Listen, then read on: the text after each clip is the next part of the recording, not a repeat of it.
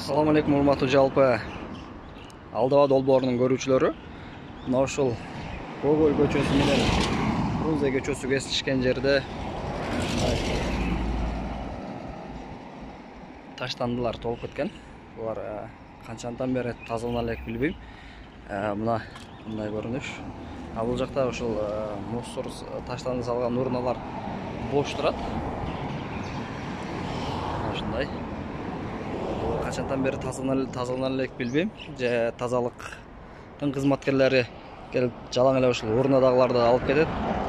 Анан мына ушундай калган арт жактагылар калып калабы деген дагы атайын тышталгандай эле көрүнүш калтырып атат. Буга Бишкек мэри Эмилбек Абдыкадыров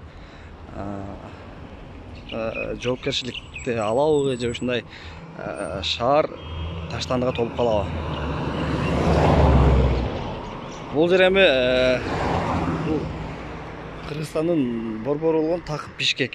Анан шаар ушундай, столица ушундай болуп атса, башка жактар эмне болду, кандай акыбалда деген дагы ойлор жаралбай койбойт эч качан. Ал эми азыркы учурда айылга барсаңыздар, айыл таптаза, жаркырап туруп, бирок шаардын көрүнүшү бул.